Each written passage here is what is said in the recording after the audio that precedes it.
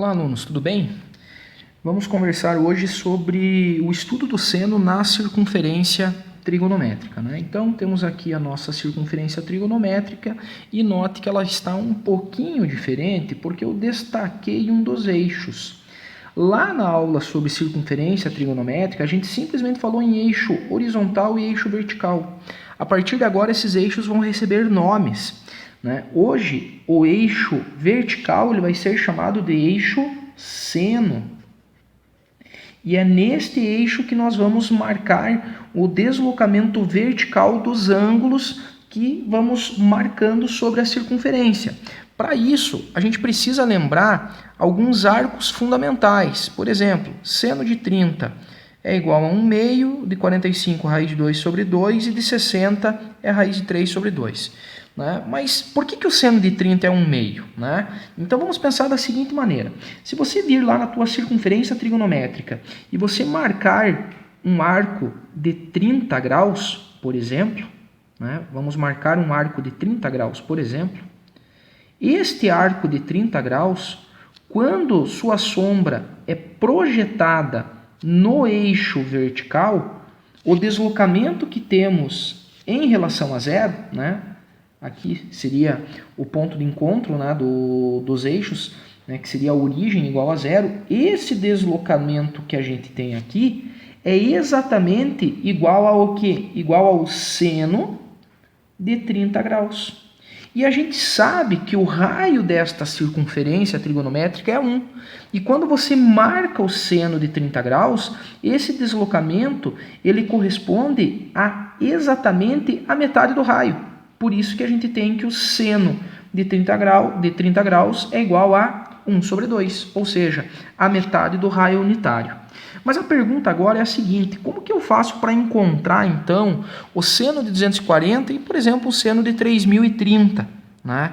Bom, vamos buscar essas respostas aí. Mas antes, a gente precisa entender como que funcionam os sinais no estudo do seno na circunferência. Por uma orientação, né, dos eixos coordenados, nós sabemos que no eixo vertical, tudo ou todas as respostas que estão acima de zero vão representar respostas positivas.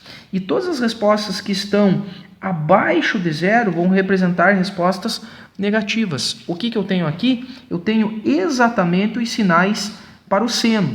E agora, além disso, o que eu preciso saber? Eu preciso saber trabalhar também com os arcos simétricos, né? Coloquei aqui no cantinho para você lembrar a regrinha do falta, passa, falta. Bom, quando eu estou trabalhando um arco de 240 graus, né, eu preciso saber em que quadrante está esse 240 graus. Quando eu me desloco 240 graus, eu acabo chegando exatamente em que quadrante? Eu chego no terceiro quadrante. Está aqui o 240 graus. 240 graus pertence, então, ao terceiro quadrante. E o terceiro quadrante do seno, ele é negativo. Então, eu já sei que a minha resposta tem que ser menos o seno. E agora eu vou fazer o processo da redução ao primeiro quadrante, utilizando o artifício dos arcos simétricos. Como que eu vou fazer isso? Eu estou no quadrante do passa de 180. Se aqui era 180, ele passou quanto para chegar em 240? Ele passou 60 graus. Por isso, vamos dizer que o seno de 240 é igual a menos seno de 60 graus.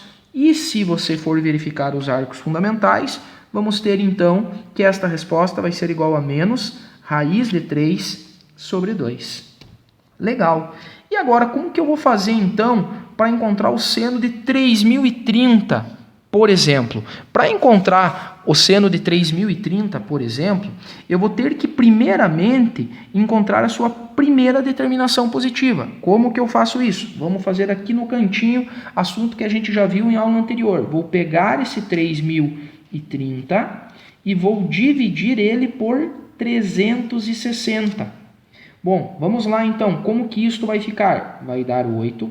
8 vezes 0 dá 0, 8 vezes 6 dá 48, 8 vezes 3, 24, mais 4, 28.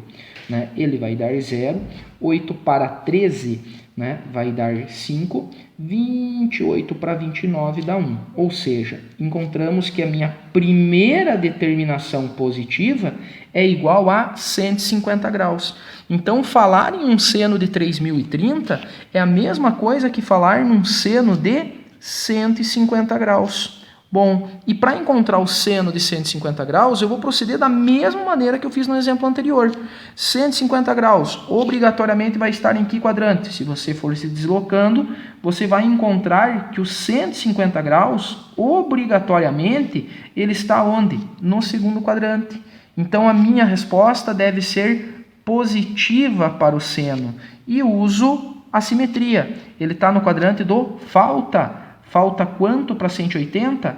Falta 30. Então, estamos nos referindo a um ângulo de 30 graus. Ou seja, falar em seno de 3030 é a mesma coisa que falar em seno de 150, que é a mesma coisa que falar em seno de 30, que pelos arcos fundamentais ele vale 1/2.